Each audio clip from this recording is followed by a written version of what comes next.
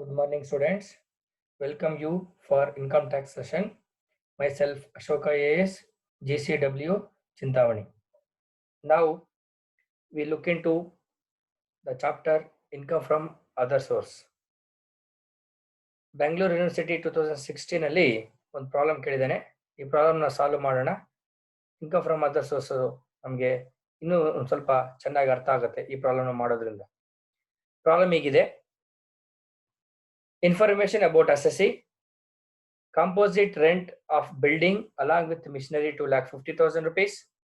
The following are the expenses on machinery: depreciation 8,000 rupees and repairs 4,000 rupees. He earned a royalty of 40,000 rupees from stone quarry and the expenses to earn this income 3,000 rupees. Salary as MP 35,000 rupees. Income from bank fixed deposit 45,000 rupees. He earned a dividend from foreign companies grossing 65,000 rupees, of which 15,000 was deducted as TDS in that country, and the balance was received in India. Winnings from horse race 2,10,000 rupees net. Remuneration as examiner from a university 48,000 rupees and incidental expenses 6,000 rupees, of which 50% expenses were reimbursed by university. Unexplained expenditure 10,000 rupees. He has taken a house on rent for 21,000 rupees per month. He has sublet out 1/3 of the houses at 15,000 rupees per month, and the expenses relating to the entire house incurred by him: municipal tax 15,000 rupees, repairs 6,000 rupees. Compute income from other source for the assessment year 2019-20. So this is the problem what they given in the year of 2016. So ನಮಗೆ ಈ ಪ್ರಾಬ್ಲಮ್ನ ಓದಿದ ಕೂಡಲೇ ಅರ್ಥ ಮಾಡ್ಕೊಂಡಿದ್ದಾದ್ಮೇಲೆ ನಾವು ಪ್ರಾಬ್ಲಮ್ನ income from other source ಅನ್ನ ಮಾಡಿ ಅಂತ ಹೇಳಿದ್ದೇನೆ. ಸೊ ಮಾಡೋಣ. ಸೊ ಈಗ ಫಾರ್ಮೆಟ್ ನೀಟಾಗಿ ಹಾಕೊಳ್ಳಿ. ಸೊ ಈ ತರ ಫಾರ್ಮೆಟ್ ಹಾಕೋಬೇಕಾಗತ್ತೆ. Solution: computation of taxable income from other sources. Assessee X, residential status will be resident. Previous year 2018-19, assessment year 2019-20. So you have to take 3 columns. So 3 columns ತಗೊಳ್ಳಿ. Calculations ಇರುತ್ತೆ. So help ಆಗುತ್ತೆ ಇದು ಕ್ಯಾಲ್ಕುಲೇಷನ್ಸ್ಗೆಲ್ಲ. First column and second column. Last column is taxable column ನಾವು ತಗೊಳ್ತೀವಿ. So ಈಗ 1 by 1 items ನೋಡ್ತಾ ಹೋಗೋಣ. First composite rent. So what is composite rent? So composite rent ಅಂತಂದ್ರೆ ಏನು ಅಂತ ನಾವು ಫಸ್ಟ್ ತಿಳ್ಕೊಬೇಕಾಗತ್ತೆ. ಸಿ ಕಾಂಪೋಸಿಟ್ ರೆಂಟ್ ಅಂತಂದ್ರೆ ಇಲ್ಲಿ ನಮ್ಗೆ ಹೌಸ್ ಇರುತ್ತೆ. ಹೌಸ್ ಜೊತೆ ಕೆಲವೊಂದು ಅಮ್ಯುನಿಟೀಸ್ ಕೊಟ್ಟಿರ್ತಾರೆ. The rent received for house as well as for facilities provided with the house, like lift ಇರಬಹುದು, gas, water, electricity, furniture, fixtures, factory ಏನಾದ್ರು ಆಗಿತ್ತು ಅಂದ್ರೆ ಮಿಷಿನರೀಸ್, ಇವೆಲ್ಲ ಇರ್ತವೆ. So along with the house so some amenities and services ಅನ್ನ ಕೊಟ್ಟಿರ್ತಾರಲ್ಲ, ಆ ತರ ಅಂದ್ರೆ ಸಂಯೋಜನೆ ಬಾಡಿಗೆ ಅಂತ ಕರಿತೀವಿ, ಕಾಂಪೋಸಿಟ್ ರೆಂಟ್ ಅಂತ. ಸೊ ಇದನ್ನ ಯಾವ ತರ ಟ್ಯಾಕ್ಸಬಲ್ ಮಾಡ್ತೀವಿ ಅಂತಂದ್ರೆ, only portion of rent attributable to the house is taxable as income from house property. Portion attributable to facilities is taxable as income from other source ಅಂತ. ಸೊ ಅದನ್ನ ನಾವು composite rent ಅಂತ ಕರಿತೀವಿ. ಸೊ ಅಂದ್ರೆ ಇಲ್ಲಿ ನಾವು ಫೆಸಿಲಿಟೀಸ್ ಇಂದ ಬರುವಂತ ಬಾಡಿಗೆನ ನಾವು ಇನ್ಕಮ್ ಫ್ರಮ್ ಅದರ್ ಸೋರ್ಸ್ ಅಂತ ಕರಿತೀವಿ. ಹೌಸ್ ಇಂದ ಬರುವಂತ ಬಾಡಿಗೆನ ನಾವು ಇನ್ಕಮ್ ಫ್ರಮ್ ಹೌಸ್ ಪ್ರಾಪರ್ಟಿಯಲ್ಲಿ ಟ್ಯಾಕ್ಸ್ ಕಟ್ಟಬೇಕಾಗತ್ತೆ. ಇದು ನಮ್ಗೆ ತಿಳ್ಕೊಬೇಕಾಗತ್ತೆ. ಸೊ ಇದು ತಿಳ್ಕೊಂಡಾದ್ಮೇಲೆ ಈಗ ನಮ್ಮ ಪ್ರಾಬ್ಲಮ್ ಅಲ್ಲಿ ಎಷ್ಟಿದೆ ಅಮೌಂಟ್ ನೋಡೋಣ. ಸೊ 2,50,000 ರೂಪಾಯಿ ಇದೆ. ಸೆಕೆಂಡ್ ಕಾಲಮ್ ಅಲ್ಲಿ ತಗೊಳ್ಳಿ. ಸೊ ಅದಕ್ಕೆ ಏನೋ ಸಂಬಂಧಪಟ್ಟಿರುವಂತ ಅಡ್ಜಸ್ಟ್ಮೆಂಟ್ಸ್ ಇದ್ರೆ, ಅಲೋಯಬಲ್ ಎಕ್ಸ್ಪೆನ್ಸಸ್ ಇದ್ರೆ ನಾವು ಅಲೋ ಮಾಡಬೇಕಾಗತ್ತೆ. So see depreciation on machinery ಇದೆ. So this is purely expenses allowable ಆಗಿರುತ್ತೆ. So how much? 8,000 rupees. Take inner column. First column ಅಲ್ಲಿ ತಗೊಂಡ್ವಿ. Next repairs. So repairs how much? So 4,000 rupees, this is also allowable expenses. Total ಮಾಡಿ 12,000 rupees we will get. So deduct ಮಾಡಿ 2,50,000 ಅಲ್ಲಿ. So 2,38,000 last column ಅಲ್ಲಿ ತಗೊಳ್ಳಿ, taxable column ಅಲ್ಲಿ. Next point, royalty income from other sources ಅಲ್ಲೇ ಬರುತ್ತೆ. So ನಮ್ಗೆ ಇದು ಸ್ಟೋನ್ ಕ್ವೇರಿ ಇಂದ ಅವನಿಗೆ ಎಷ್ಟು ಅಮೌಂಟ್ ಬಂದಿದೆ, ನಮ್ಗೆ ಪ್ರಾಬ್ಲಮ್ ಅಲ್ಲಿ 40,000 rupees ಬಂದಿದೆ. ಆ 40,000 rupeesಗೆ ಅವನೇನಾದ್ರು ಎಕ್ಸ್ಪೆನ್ಸಸ್ ಮಾಡಿದಾನ ನೋಡಿ. ಸೊ ಅಡ್ಜಸ್ಟ್ಮೆಂಟ್ ಕೊಟ್ಟಿದ್ದಾನೆ. expenses available in the problem. How much? 3,000 rupees. 40,000 rupees earn ಮಾಡೋದಕ್ಕೆ 3,000 rupees ಖರ್ಚಾಗಿತ್ತು. So that is purely allowable expenses. Deduct ಮಾಡಿದ್ಮೇಲೆ we will get 37,000 rupees out column. Salary as MP. Next point. So this is purely taxable. So no adjustment has been in the problem. ಯಾವುದು adjustment ಇಲ್ಲ. 35,000 rupees ಇತ್ತು. ಆ 35,000 rupees ನ out ಕಾಲಮ್ಗೆ ನೇರವಾಗಿ ತಗೊಳ್ಳುವಂತ ಪ್ರಯತ್ನ ಮಾಡಿ. So next, income from fixed deposits. Income from fixed deposits. How much? 45,000 rupees. No adjustment has been made. ಅಲ್ಲಿ ಯಾವುದೇ ಅಡ್ಜಸ್ಟ್ಮೆಂಟ್ ಮಾಡಿಲ್ಲ. ಸೊ ಹಾಗಾಗಿ 45,000 rupees ಅನ್ನೋದು ಎಷ್ಟಿದೆ ಅಷ್ಟು ಟ್ಯಾಕ್ಸಬಲ್ ಇನ್ಕಮ್ ಅಂತ ಲಾಸ್ಟ್ ಕಾಲಮ್ಗೆ ತಗೋಬಹುದು. ನೆಕ್ಸ್ಟ್ ಪಾಯಿಂಟ್ ಅಲ್ಲಿ foreign company dividend. Foreign company dividend fully taxable. Domestic company dividend ಆದ್ರೆ ಎಕ್ಸಾಮ್ಟ್ ಆಗುತ್ತೆ. Foreign company dividend fully taxable. How much? 65,000 rupees. So adjustment ಇದೆ ಪ್ರಾಬ್ಲಮ್ ಅಲ್ಲಿ. ಏನಂದ್ರೆ ಅಕ್ರೂಡ್ ಇನ್ಕಮ್ ಏನು ವೇರ್ ದ ಇನ್ಕಮ್ ಅಕ್ರೂಡ್ ಆ ಕಂಟ್ರಿಯಲ್ಲಿ TDS ಆಗಿದೆ. So ಅದನ್ನು ನಾವು ಇಂಡಿಯಾದಲ್ಲಿ ರಿಸೀವ್ ಮಾಡಿದ್ದಾನೆ. Accrued outside India but received in India. Accrued outside India, received inside India.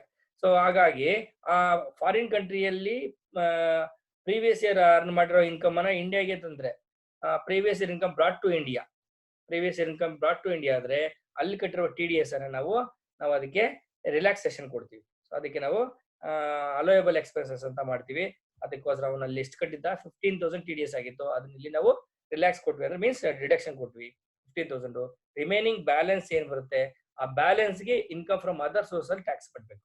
50,000ಗೆ tax ಕಟ್ಟಬೇಕು. ಹಾಗಾಗಿ ಲಾಸ್ಟ್ ಕಾಲಮ್ಗೆ ತಗೊಂಡಿದ್ದೀನಿ. Next, income from horse race. This is purely income from other source. Bracket ಅಲ್ಲಿ ನೆಟ್ ಅಂತ ಕೊಟ್ಟಿದ್ದಾನೆ, ಅಂದ್ರೆ ಹೈಡನ್ ಅಡ್ಜಸ್ಟ್ಮೆಂಟ್ ಅಂತ. ನೆಟ್ ಏನು ಅಂದ್ರೆ ಇದು ಗ್ರಾಸ್ ಅಪ್ ಮಾಡಿ ಅಂತ, ಯು ಶುಡ್ ಗ್ರಾಸ್ ಅಂತ, ಅದನ್ನ ಮಾಡಿ ಅಂತ. 2,10,000 rupees is equal to 70%, but we need 100% completely. So TDS 30% ಆಗಿರುತ್ತೆ ಕ್ಯಾಶುವಲ್ ಇನ್ಕಮ್ಗೆ. ಅದಕ್ಕೆ ಅದು ದಟ್ ಈಸ್ ಈಕ್ವಲ್ ಟು 70% ಅಂತ ಕರಿತೀವಿ, ಅಂದ್ರೆ 70ಗೆ ಈಕ್ವಲ್ ಆಗಿರುತ್ತೆ. ಸೊ ಅಂದ್ರೆ 2,10,000 into 100 divided by 70 ಮಾಡಿದ್ರೆ we will get 3 lakh rupees. ಅದು ನಮಗೆ ಗ್ರಾಸ್ ಅಪ್ ಆಗಿದೆ. ಈಗ ಗ್ರಾಸ್ ಅಮೌಂಟ್ ಅದು ಆಗಿರುತ್ತೆ. ಲಾಸ್ಟ್ ಕಾಲಮ್ಗೆ ತಗೋಬೇಕು. Next, remuneration from examinership. So how much amount? 48,000 rupees. 48,000 rupees amount ಅವನು ಅರ್ನ್ ಮಾಡೋದಕ್ಕೆ 6,000 rupees ಖರ್ಚು ಮಾಡಿದ್ದ. ಆ 6,000 rupees ಅಲ್ಲಿ 50% ಯೂನಿವರ್ಸಿಟಿ ರೀಇಂಬರ್ಸ್ ಮಾಡಿದೆ ಎಕ್ಸ್ಪೆನ್ಸಸ್ ಅನ್ನು. ಸೊ ಅಂದ್ರೆ ಓವರ್ ಆಲ್ ಆಗಿ ಅವನಿಗೆ 6,000 ಖರ್ಚಾಯ್ತು. ಆ 6,000 ಅಲ್ಲಿ ಮತ್ತೆ ಯೂನಿವರ್ಸಿಟಿ 50% ರೀಇಂಬರ್ಸ್ ಮಾಡ್ತು. ಇನ್ 50% ಎಕ್ಸ್ಪೆನ್ಸಸ್ ಹಂಗೆ ಅವ್ನು ರೀಇಂಬರ್ಸ್ ಆಗ್ಲಿಲ್ಲ. ಸೊ ಅಂದ್ರೆ ಆ 50% of expenses will be allowable. ಅಂದ್ರೆ 6,000 ಅಲ್ಲಿ 50% ಮಾತ್ರ ಅಲೋ ಮಾಡಿ. ಎಷ್ಟು? 3,000 rupees. 48,000 minus 3,000 ಮಾಡಿದ್ರೆ we will get 45,000 rupees. 45,000 rupees is the taxable remuneration from examinership. ಅದನ್ನ ಲಾಸ್ಟ್ ಕಾಲಮ್ಗೆ ತಗೊಳ್ಳಿ. ನೆಕ್ಸ್ಟ್, unexplained expenses. So according to Income Tax Act 1961, under the head of income from other sources ಅಲ್ಲಿ ಪ್ರಾಬ್ಲಮ್ ಮಾಡಬೇಕಾದ್ರೆ ಅನ್ಎಕ್ಸ್ಪ್ಲೇನ್ಡ್ ಎಕ್ಸ್ಪೆನ್ಸಸ್ ಅನ್ನ ನಾವು ಏನಂತ ಕರಿತೀವಿ ಅಂದ್ರೆ ಡೀಮ್ಡ್ ಇನ್ಕಮ್ ಅಂತ ಕರಿತೀವಿ. ಇನ್ಕಮ್ ಟ್ಯಾಕ್ಸ್ಗೆ assessee could not able to explain. ಅವ್ನಿಗೆ ಎಕ್ಸ್ಪ್ಲೈನ್ ಮಾಡಕ್ ಆಗೋದಿಲ್ಲ ಏನಕ್ಕೆ ಖರ್ಚು ಮಾಡಿದೀನಿ, ಅಥವಾ ಖರ್ಚು ಮಾಡಿರುವಂತ ರಿಸೀಟ್ಸು ಅಥವಾ ಖರ್ಚು ಮಾಡಿರುವಂತ ಡೀಟೇಲ್ಸ್ ಅವ್ನು ಇಟ್ಟಿರೋದಿಲ್ಲ. ಆವಾಗ ಅದನ್ನ ನಾವು ಇನ್ಕಮ್ ಟ್ಯಾಕ್ಸ್ ಏನ್ ಮಾಡ್ತಾರೆ ಅಂತಂದ್ರೆ ಇನ್ಕಮ್ ಫ್ರಮ್ ಅದರ್ ಸೋರ್ಸ್ ಅಂತ ಹೇಳ್ಬಿಟ್ಟು ಇನ್ಕಮ್ ಅಂತ ಟ್ರೀಟ್ ಮಾಡಿ ಟ್ಯಾಕ್ಸ್ ಮಾಡಕ್ ಹೇಳ್ತಾನೆ. ಸೊ ಅದಕ್ಕೆ ಇದು purely taxable 10,000 rupees. So last ಕಾಲಮ್ಗೆ ತಗೋಬೇಕು. ನೆಕ್ಸ್ಟ್ ಅದಾದ್ಮೇಲೆ income from subletting. This is very very important. Subletting concept is very important. ಏನು ಅಂತಂದ್ರೆ ಎಕ್ಸಾಂಪಲ್ ಹೇಳ್ತೀನಿ ನೋಡಿ. ಎ ಅನ್ನೋನು ಬಿ ಅನ್ನೋವನಿಗೆ ಒಂದು ಮನೆನ ಬಾಡಿಗೆ ಕೊಟ್ಟಿರ್ತಾನೆ. ಆ ಬಿ ಅನ್ನೋನು ಒಂದು ಮನೆಯಲ್ಲಿ 3 ಭಾಗ ಮಾಡ್ಕೋತಾನೆ. 3 ಭಾಗ ಮಾಡ್ಕೊಂಡು 2 ಭಾಗದಲ್ಲಿ ಅವನಿರ್ತಾನೆ, ಇನ್ನೊಂದು ಭಾಗವನ್ನ ಇನ್ನೊಬ್ಬನಿಗೆ ಬಾಡಿಗೆ ಕೊಟ್ಬಿಡ್ತಾನೆ. ಅವನ ಹತ್ರ ಬಾಡಿಗೆ ರಿಸೀವ್ ಮಾಡ್ಕೋತಾ ಇರ್ತಾನೆ. ಸೊ ಈ ಪ್ರೋಸೆಸ್ ಅನ್ನ ನಾವು ಆ ಪ್ರೋಸೆಸ್ ಇಂದ ಬರುವಂತ ಆದಾಯವನ್ನ ನಾವು ಸಬ್ಲೆಟಿಂಗ್ ಇನ್ಕಮ್ ಅಂತ ಕರೆಯೋದು. ಯಾರಿಗೆ? ಬಿಗೆ.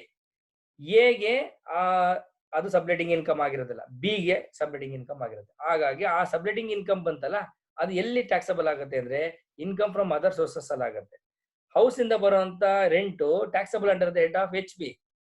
ಆದ್ರೆ ಈ ಸಬ್ಲೆಟಿಂಗ್ ಇಂದ ಇನ್ಕಮ್ ಬರುವಂತದ್ದು taxable under the head of income from other source ಆಗುತ್ತೆ. ಯಾಕೆ ಅಂತಂದ್ರೆ ಅವನು ಓನರ್ ಆಗಿರೋದಿಲ್ಲ, ಆದ್ರೆ ಬಾಡಿಗೆ ತಗೊಂಡು ಇನ್ನೊಬ್ಬನ ಬಾಡಿಗೆ ಕೊಡ್ತಾ ಇರ್ತಾರೆ, ಅದನ್ನ ಸಬ್ಲೆಟಿಂಗ್ ಅಂತ ಕರೆಯೋದು. ಸೊ ಅದು ನಮ್ಗೆ ತುಂಬಾ ಇಂಪಾರ್ಟೆಂಟ್. ಆ ತರದ್ದು ಇಲ್ಲಿ ಒಂದು ಅಡ್ಜಸ್ಟ್ಮೆಂಟ್ ಕೊಟ್ಟಿದ್ದಾನೆ. ಸೊ ಅದೇನು ಅಂತ ನೋಡೋಣ. ಸೊ ಅವನು ರೆಂಟ್ ರಿಸೀವ್ಡ್ ನೋಡಿ, ರೆಂಟ್ ರಿಸೀವ್ ಮಾಡ್ಕೊಂಡು ಎಷ್ಟಕ್ಕೆ 15,000 ರೂಪಾಯಿ ಒಂದು ಭಾಗ, ಒಂದು ಮನೆಯ ಒಂದು ಭಾಗವನ್ನ ಬಾಡಿಗೆ ಕೊಟ್ಟು 15,000 ರಿಸೀವ್ ಮಾಡ್ತಾ ಇದ್ದೇನೆ. ಅದರಲ್ಲಿ ಎಷ್ಟು ಬರುತ್ತೆ ಅಮೌಂಟು? 1,80,000 ಬರುತ್ತೆ. ಅದಕ್ಕೆ ಸಂಬಂಧಪಟ್ಟಿರುವಂತ ಅಡ್ಜಸ್ಟ್ಮೆಂಟ್ಸ್ ಏನಾದ್ರು ಇದೆಯಾ? ಇದೆ, ನೋಡೋಣ. ಸೊ ಏನೇನಿದೆ ಅಂತಂದ್ರೆ ನೋಡಿ, ರೆಂಟ್ ಪೇಯ್ಡ್ ಅವನು ಹೋಲ್ ಹೌಸ್ಗೆ ಎಷ್ಟು ಕಟ್ತಿದ್ದ? 21,000 ಕಟ್ತಿದ್ದ 12 ತಿಂಗಳಿಗೆ. ಆಮೇಲೆ ಅದರಲ್ಲಿ 1/3 ಅಂದ್ರೆ 1/3 ಭಾಗದಷ್ಟು ಬಾಡಿಗೆ ಅವನು ಇನ್ನೊಬ್ರು ಕೊಟ್ಟಿದ್ದ. ಸೊ ಹಾಗಾಗಿ ಅದನ್ನ ನಾವು ಸಬ್ಲೆಟಿಂಗ್ ಗೆ ಸಂಬಂಧಪಟ್ಟಿರುವಂತದ್ದು ಅಂತ ತಗೋತೀವಿ. ಸಬ್ಲೆಟಿಂಗ್ ತಗೊಂಡ್ಬಂದಿರೋದು ಅಷ್ಟು ಅಂತ. So 84,000 rupees. ಮತ್ತೆ ಮುನ್ಸಿಪಲ್ ಟ್ಯಾಕ್ಸ್ ಹೋಲ್ ಹೌಸ್ಗೆ 15,000 ಇತ್ತು. ಬಟ್ ಇವನಪ್ಪ ಹೌಸ್ ಅನ್ನ ನಾವು ಸಬ್ಲೆಟ್ ಮಾಡಿರೋದು ಎಷ್ಟು? 1/3. ಸೊ 1/3 ಮಾಡಿದ್ರೆ ಅಂದ್ರೆ ಎಷ್ಟಾಗುತ್ತೆ ಮುನ್ಸಿಪಲ್ ಟ್ಯಾಕ್ಸ್? 1/3 ಸಂಬಂಧಪಟ್ಟಿರೋದು 5,000 ಆಗಿರುತ್ತೆ. ರಿಪೇರ್ಸ್ ಹೋಲ್ ಹೌಸ್ಗೆ 6,000 ಆಗಿತ್ತು, ಬಟ್ 1/3 ಪಾರ್ಟ್ಗೆ 2,000 ಆಗುತ್ತೆ. ಸೊ ಇಷ್ಟು ರೆಂಟ್ ಪೇಯ್ಡು, ಮುನ್ಸಿಪಲ್ ಟ್ಯಾಕ್ಸ್, ರಿಪೇರ್ಸ್ ಬಂದು ಸಬ್ಲೆಟಿಂಗ್ 1/3 ಪಾರ್ಟ್ಗೆ ಆಗುವಂತ ಒಂದು ಎಕ್ಸ್ಪೆನ್ಸಸ್. ಅದನ್ನ ನಾವು ಟೋಟಲ್ ಮಾಡಿದ್ರೆ 91,000 rupees expenses ಆಗುತ್ತೆ. 1,80,000 rupees is the income received from subletting a part of 1/3. 1/3 ಅಲ್ಲಿ ತಗೊಂಡಿರೋದು, ಆ 1/3 ಸಂಬಂಧಪಟ್ಟಿರೋದು 91,000 rupees is the expenses, so which is related to 1/3 part. So ಅದನ್ನ 91,000 rupees ಲೆಸ್ ಮಾಡಿದ್ರೆ we will get 89,000. ಆ 89,000 ನಮ್ಗೆ ಸಿಗುತ್ತೆ. ಅದು ಟ್ಯಾಕ್ಸಬಲ್ ಇನ್ಕಮ್ ಫ್ರಮ್ ಸಬ್ಲೆಟಿಂಗ್ ಅಂತ ಕರಿತೀವಿ. ಸಬ್ಲೆಟಿಂಗ್ ಇಂದ ಬಂದಿರುವ ಇನ್ಕಮ್.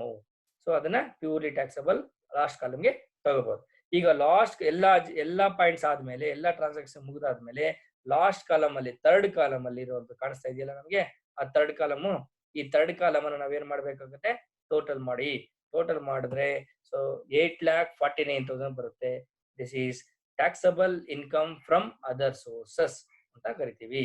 ಸೊ ಇಷ್ಟು ಇನ್ಕಮ್ ಫ್ರಮ್ ಅದರ್ ಸೋರ್ಸ್ ಅಲ್ಲಿ ಬರುವಂತ ಒಂದು ಕಾನ್ಸೆಪ್ಟ್ಸ್. ಓಕೆ, ಎಲ್ಲರಿಗೂ ಅರ್ಥ ಆಗಿದೆ. So thank you one and all.